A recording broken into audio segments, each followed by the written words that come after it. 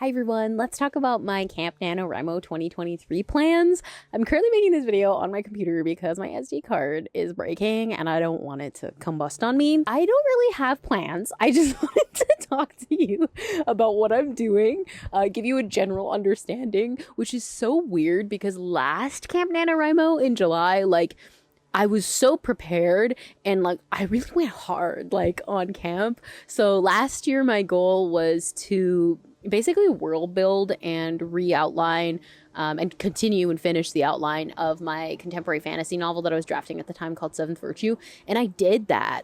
I created an entire Bible for the entire project, with all the information and all of my notes and everything, which is huge for me as somebody who'd never world built fantasy at that time. This year, it was June and then July hit and I was like, oh, it's Camp NaNoWriMo.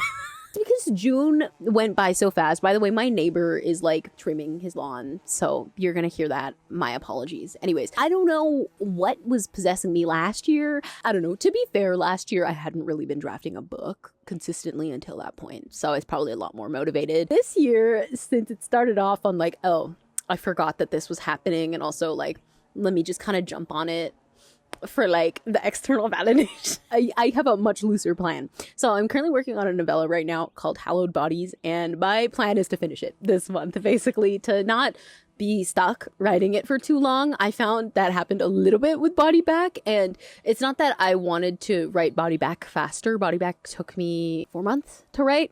It's just it was the frame of mind. I wasn't there as much toward the end.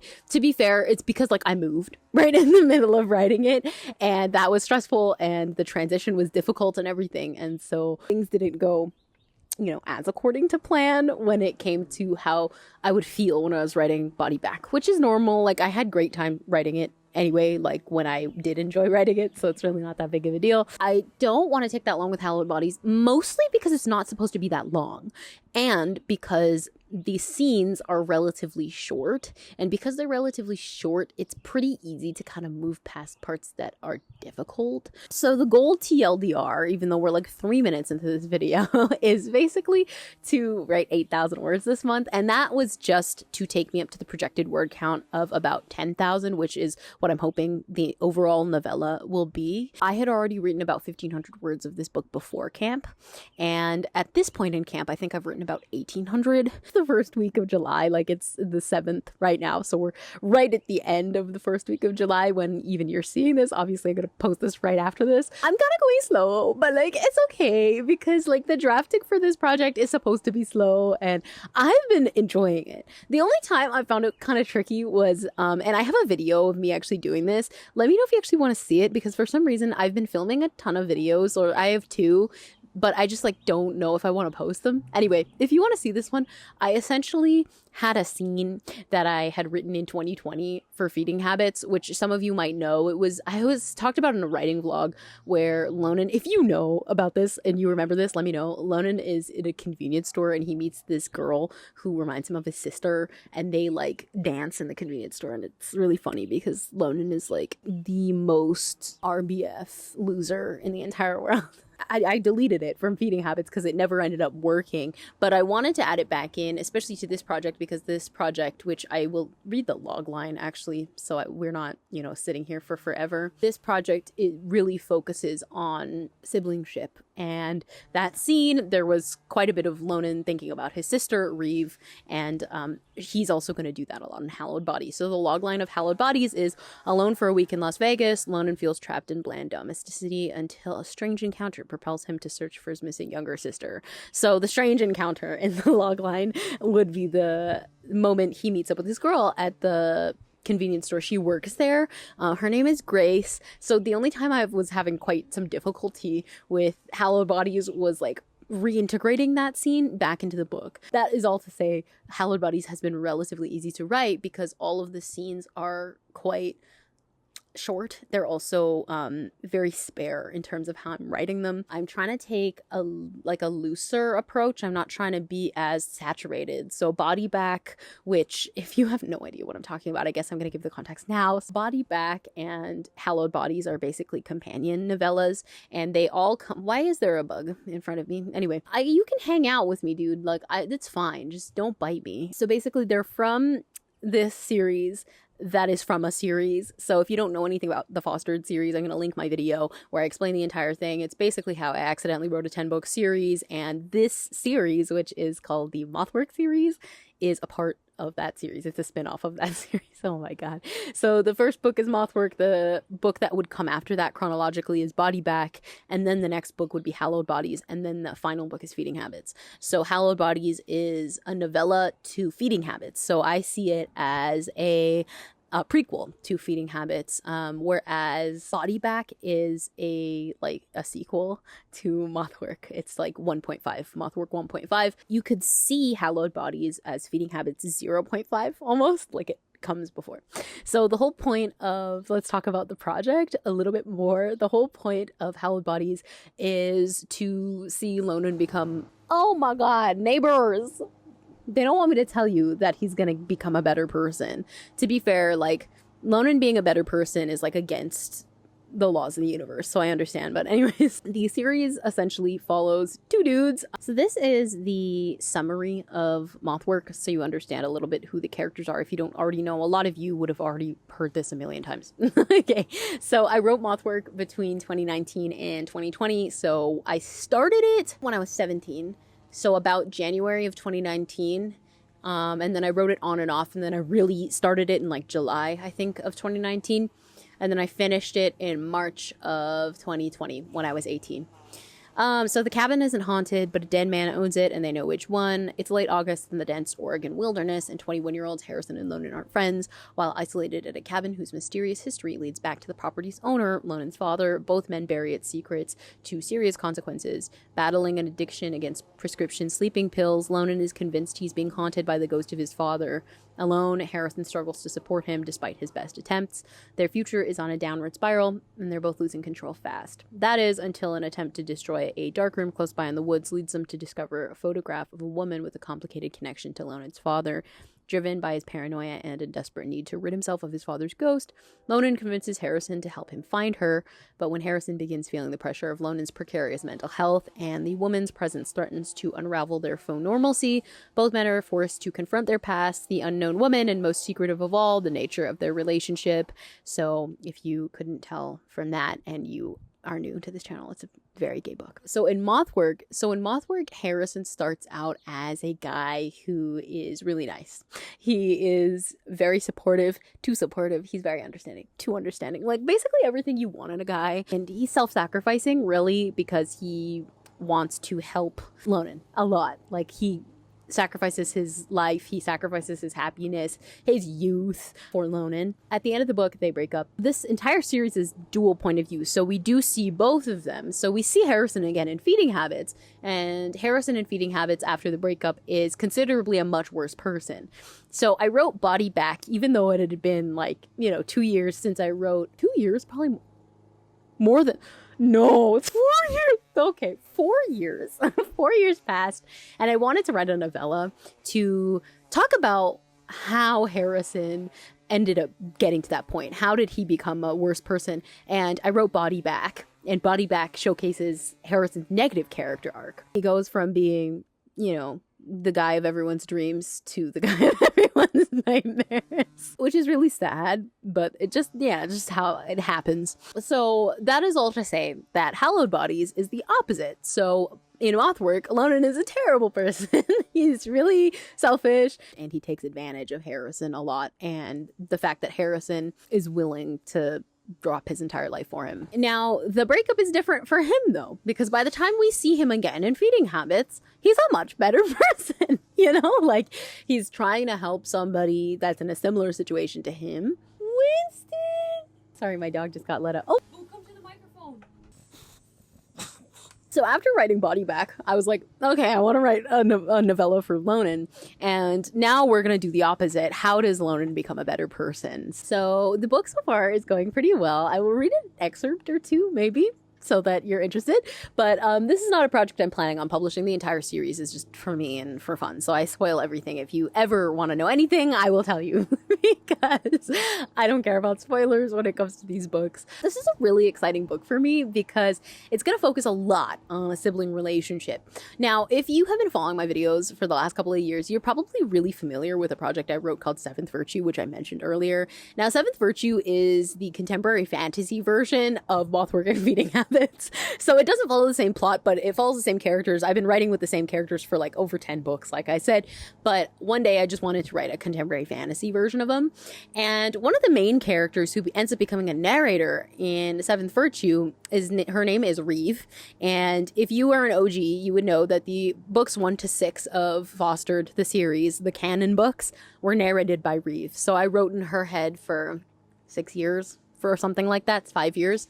And so I was really used to her character and everybody else was a side character. It was the Reeve show. And I loved writing with her so much in Seventh Virtue, but in canon, so I'm trying to explain the Fostered series for people who have not watched, who don't know me, in a way that is not confusing. But like I said, watch the video. It is 50 minutes long though. So I'm going to try to condense it here. From 2014 to 2019, I wrote 6 books. And these were the first books that everything else came after.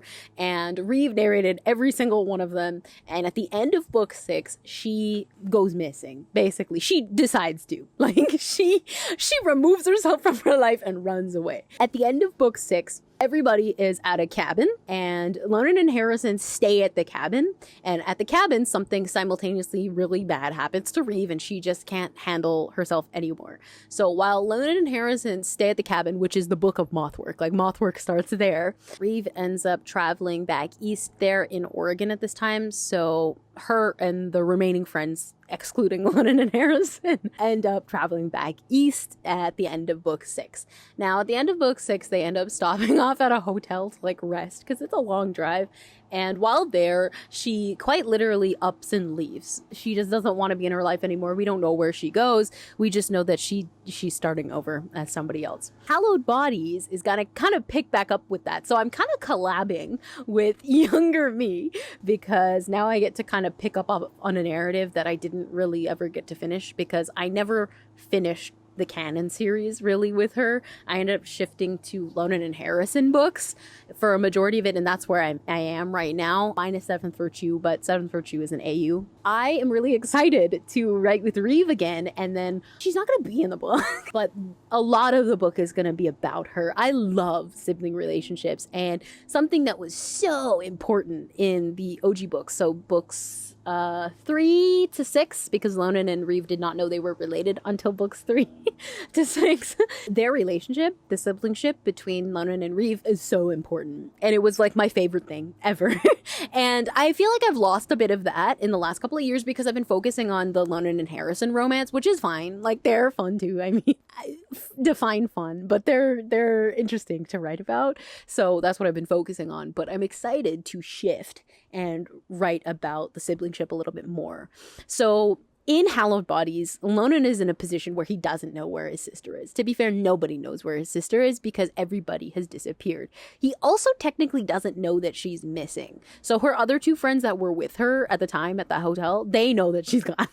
She's gone. Lonan and Harrison, neither of them have been in contact with the old friends. They have not been in contact with Reeve. So technically they don't know she's missing, but they haven't heard from her. So Lonan is in a bit of an interesting position because he has to find somebody who may or may not be missing and who may or may not want to be found. And he also has a lot of guilt, internal conflict himself because he feels bad that he basically hasn't checked up on his sister. There's actually a really interesting line that I can try to read today about him and Harrison being both bad on the same level because neither of them have checked in with Reeve. That becomes a conflict with Harrison and Reeve in Feeding Habits. Right now, I'm on chapter 3. Chapter 1 was about 1,500 words. Chapter 2 was about 1,700. Chapter 3 is already shaping up to be a couple hundred words long. I'm trying not to go over 2,000 words with each chapter, which is weird for me. I've been writing very long chapters over the last couple of years because I was writing Seventh Virtue and literary fiction also, like, even though Seventh Virtue is contemporary fantasy, that one is just because, like, I'd forget to cut things off. In terms of literary fiction, I have, like, a very particular way of structuring things, and sometimes the chapters can get really long because of that. So it's really nice to be writing some shorter stuff. So let me read some excerpts to close off this Camp Nano video. I don't know if I'm going to make the goal. I'm just taking it really lightly. I'm not taking this seriously. Like, last year I took it very seriously, but I have been having a really difficult time, period. So I'm not trying to, like, be too extra about it, but I have been having a lot of health problems because of my chronic pain. My chronic pain is getting 20 million times worse. Please send me the best vibes for my rheumatology appointment in 2 weeks. Oh my god, this is going to be the third rheumatologist I've seen this year, so please wish me some good luck because the pain is paining. The body yaddy is not body yaddy. Let me read this excerpt. How about we read a little bit of chapter 1, 2, and 3. I don't know if I already read this on this channel. I don't think so. But this is like the second scene of chapter 1. He takes the long way home. The long way home entails cutting past a wedding chapel near Lewis until he nears a second wedding chapel by a dollar store. He then turns around and retraces his steps back to the church, then walks all the way to a cafe bakery in the arts district where he stands and watches patrons from across the street. A man always meets a woman. They swipe off milk foam mustaches, lean against each other to fill out a crossword. The sun sometimes hits their faces and pales their eyes till they're transparent like vapor. They never walk out together. He leaves the moment the first one goes, then continues back to the church where he finally walks 10 minutes to Eliza's place. The walk takes over an hour. It's inefficient. It's nonsensical. He makes this route every day. So this next scene is also from chapter 1. It's pretty short as well. It's really a paragraph. And it's Rachel imposing that Toronto has been in constant heat wave landia. It's September in Las Vegas.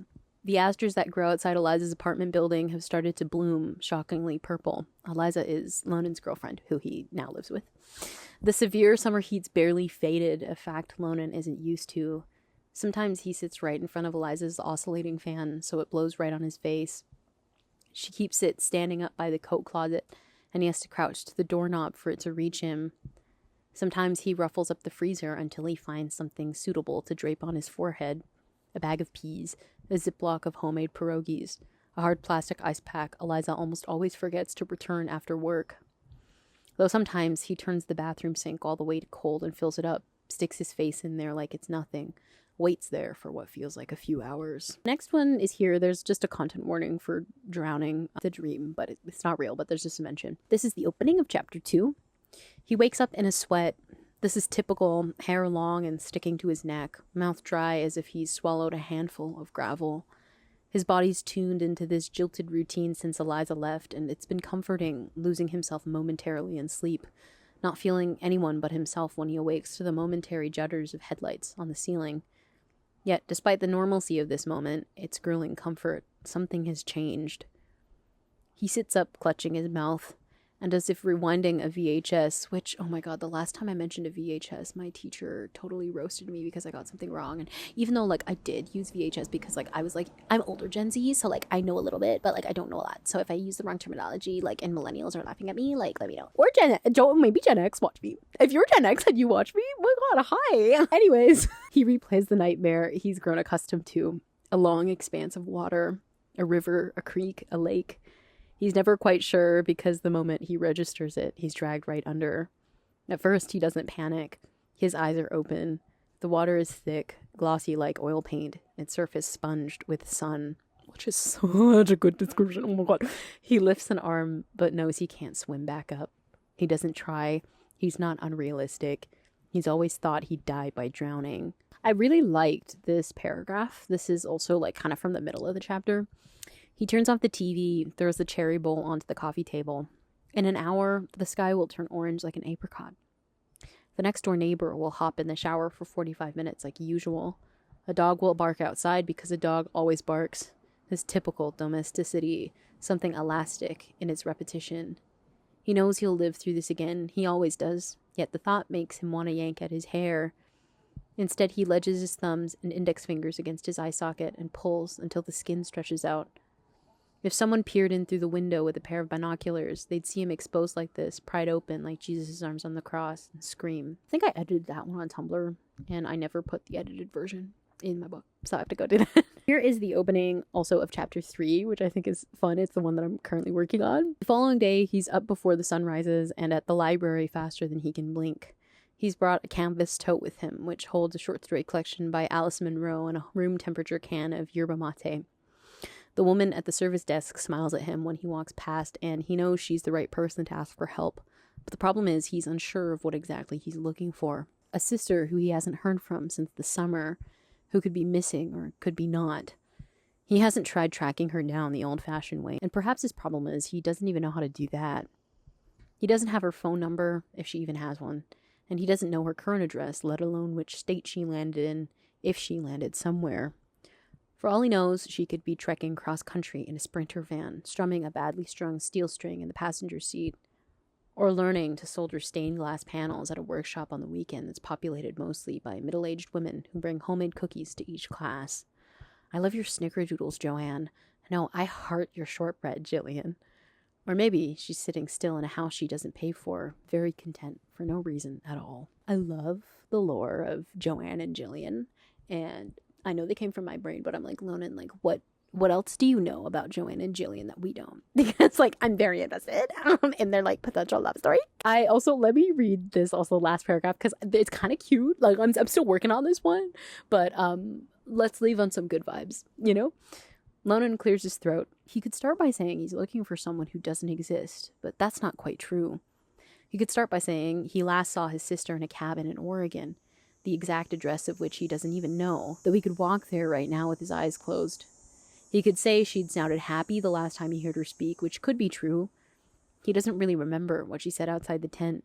The weather's nice, Harrison. I hate my life here, Harrison. She was talking to Harrison the last time that he saw her. He didn't even care. He could start by saying last year he fell in love with someone who reminds him of spun sugar and quicksand and cinnamon hearts and chopped firewood, even though those details aren't relevant, or maybe they are more than ever, because he and Harrison can be in exile together on this one, both failing to know where his sister is. Ooh. Okay. Only realigning yourself with your ex-boyfriend because you both have failed at tracking down somebody who should be like very important in your lives. And it's a surprise technically that like Harrison also did that, which he does address in Feeding Habits. It's a surprise that he didn't look for Reeve, because Reeve is like a sister to him. I mean, if you know anything about the OG books, Harrison and Reeve have, been very close for a really long time. That's probably the most I'll talk about Hallowed Bodies in a long time. I might finish it before I even start vlogging again. That might be the last you hear of me on this project, but let me know what you think. I'm really excited about it. Thank you so much for watching this video. What are you guys doing for Camp NaNoWriMo if you're participating? Camp is always interesting because I love doing it for the community, but also I'm not trying to go hard on the goal this year. Last year my goal I think was to do 60 minutes a day of planning for Seventh Virtue, which I managed, but it wasn't easy because when I got behind, I got really behind. But hopefully I'm able to finish this. I'd really like to finish Hallowed Bodies just because I have to write some short stories, and I'll see you guys in the next one. Bye.